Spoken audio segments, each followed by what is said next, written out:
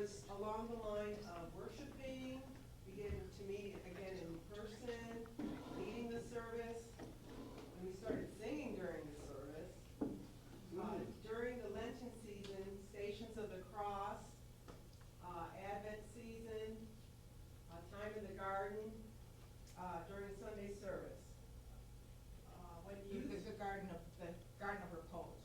oh, the garden of repose, yes, that was after station time. When youth from Wisconsin joined us in worship, oh fun that was, I missed that day. Every day at different times, it's constant with spirituality. Working in the garden and the community market, Sarah Emerson's funeral and the garden and the market.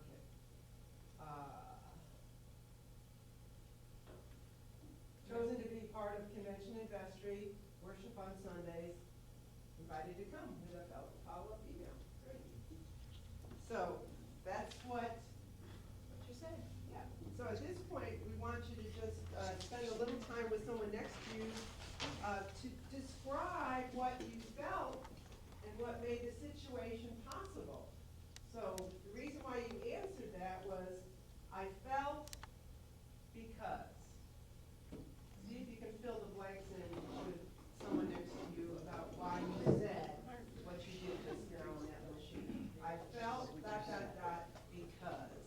And we each have about a minute. Yeah, just a minute. To share. So if you need to go to somebody. You can share at the table if that works too. Yeah, let's share among each other. I'm thinking, so I think We are going to do table sharing later for other things too. So I said, to me, when we do that, I was in the garden of the cruise I talked to you about that, how I remember that, thing, and then when we did the station of the cross, I felt enlightened because we were being taught the station of the cross.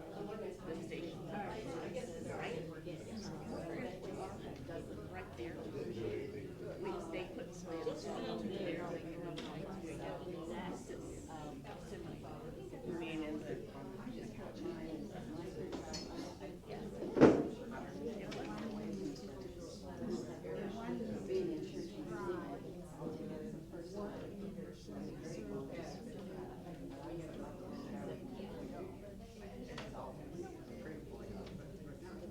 it's hard to describe it.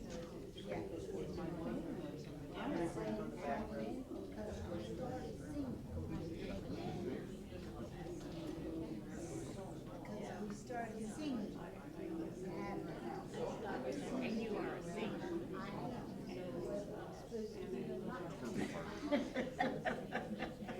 I hear you on that one. You know what I said? The Lord said, make it joyful. He didn't say that. That's true. Yeah.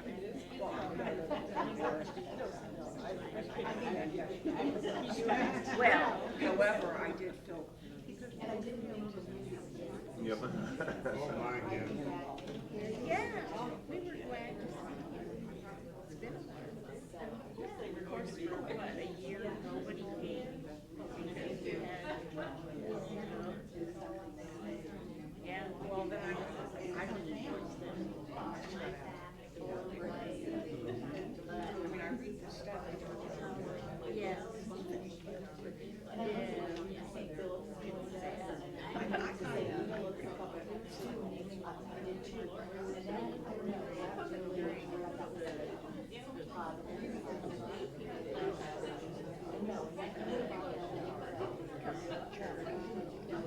Our thing. What's the art? If we have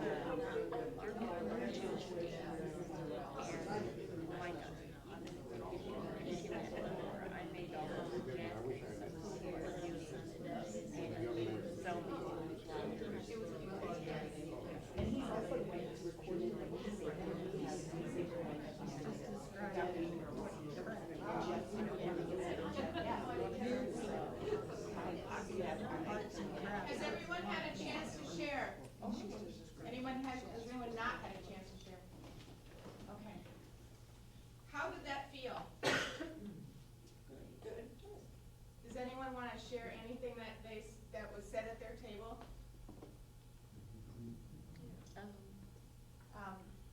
you ready for somebody to share, Jeff? Okay, Sarah, you wanna stand up and tell us? Yeah. Or not, you can sit, it's I fine. think you can probably hear me, if you can't, let me know.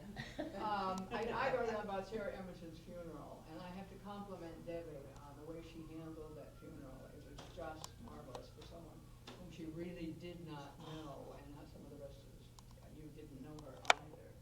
But Debbie really did a splendid job, and I've been close to the family since 1957, so I know.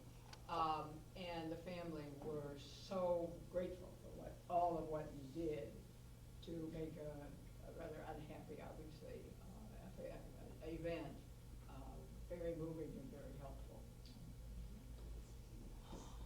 Would anyone else like to share anything from Mary? I'll share. We talked about,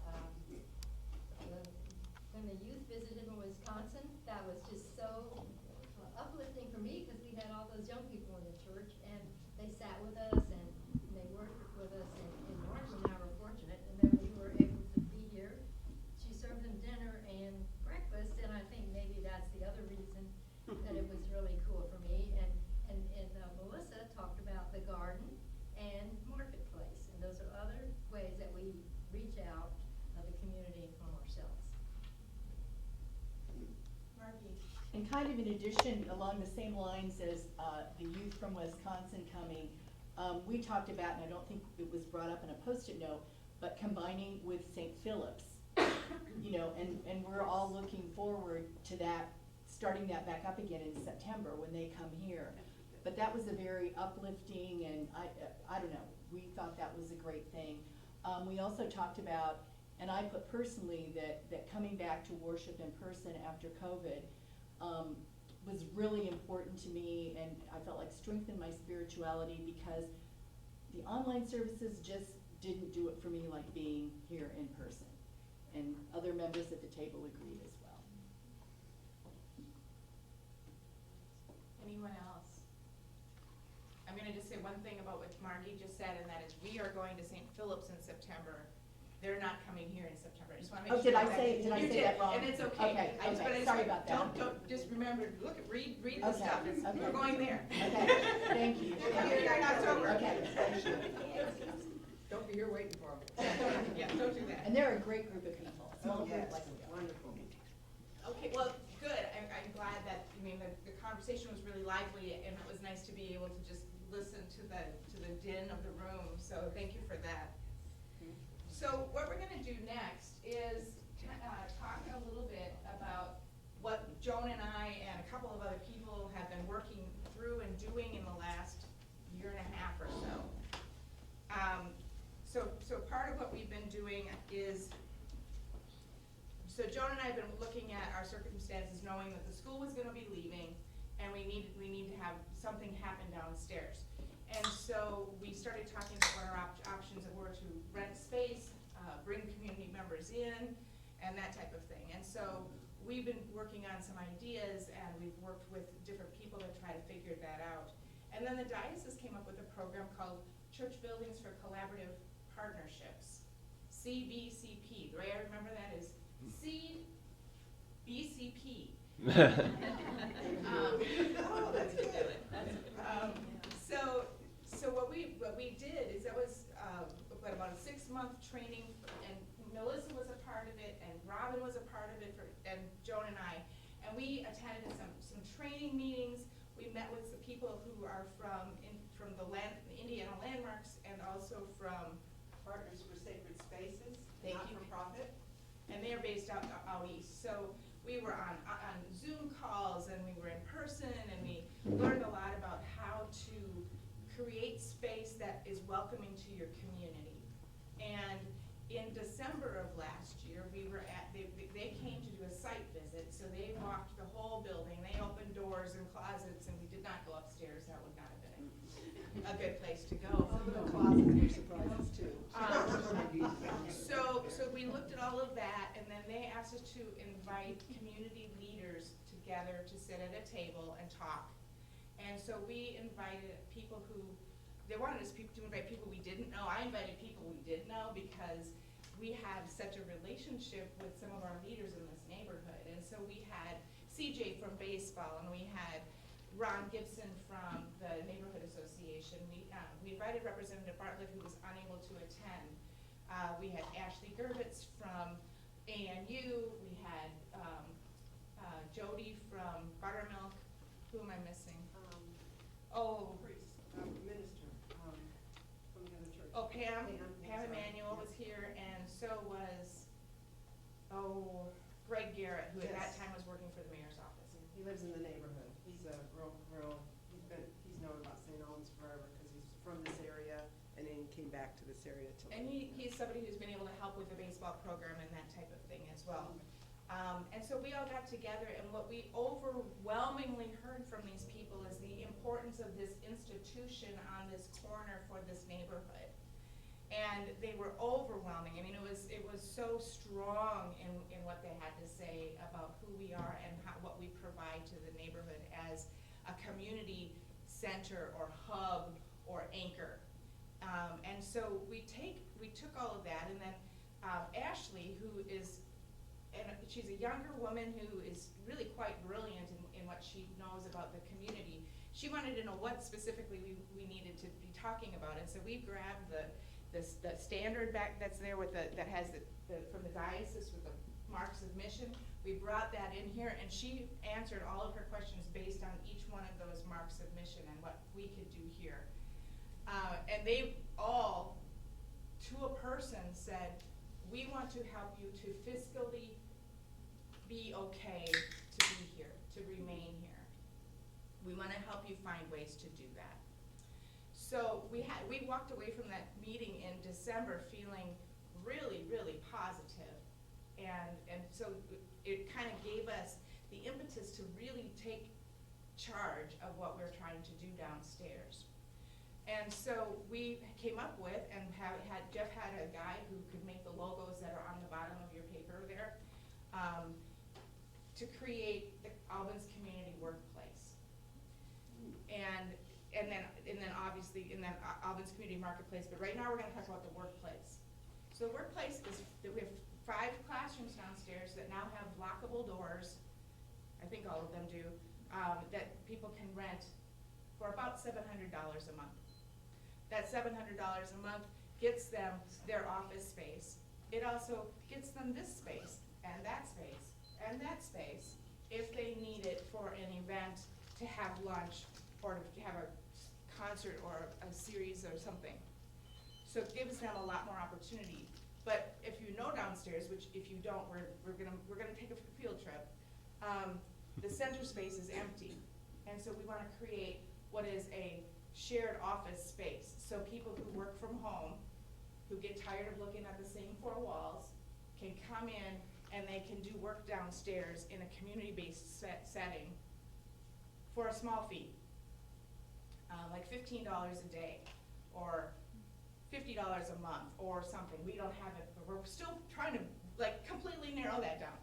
So we have people in this congregation who have some great talents, like Howard and Gail and Joan and Steve Piskonski, who have done a lot of work downstairs, and Drew, who I'm gonna count him, even though he doesn't count himself. Came here and did some work downstairs. And so we have choices. We can go down right now and you can take a look, or you can go down later after lunch and you can take a look to see what's been going on. There is work in progress happening down there. So we have those things happening. And I was gonna go on to talk a little bit about some of the funding that came to us to help with this initiative downstairs. The CBCP project included capital funds, okay? That project was able to offer to each congregation up to $10,000 for something that was building related, capital related, not program, not salary, it was about doing something to improve the building. So we did apply for that money, and we were one of, I don't know how many applied, but 5 were in the first group, because this project is both dioceses in Indiana. And the Lily provided money for it, and so there's training gonna happen with every church in this diocese as well as Northern Indiana. We were in the first cohort. We were fortunate to be in that first cohort because we needed it. It was so timely for us.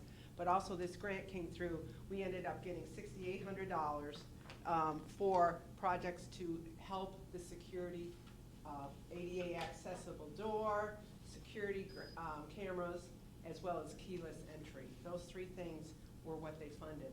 And then the Rotary Club of Northeast Indianapolis, they are a group that does fundraising and supports community efforts. And Debbie had a chance with Ron to talk to that group back in, I think, December, was it?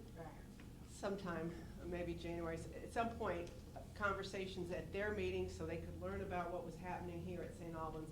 And they have committed $4,500. So $6,300 plus $4,500 we have towards the things we're doing downstairs. Up to this point, the church has put out money for supplies, no time because we all volunteer our time to paint and such. But there's been some investment by the church, but these will go far. So at this point, we really want to give you a chance to take a little bit of break to get off your seat if you'd like, or just stay here and you can look later. You can go downstairs through this way or down the stairs, and we'll walk down and just show you what's happened there, and you can get a better sense of that space. And one of the other pieces about the money is that with the CVCP grant, we have to match that money. So we have about $1,500-ish that we have to come up with to match the money. So field trip so who would like to go right now to go downstairs and get a view of this? All right. Okay. Yeah, let's go downstairs then.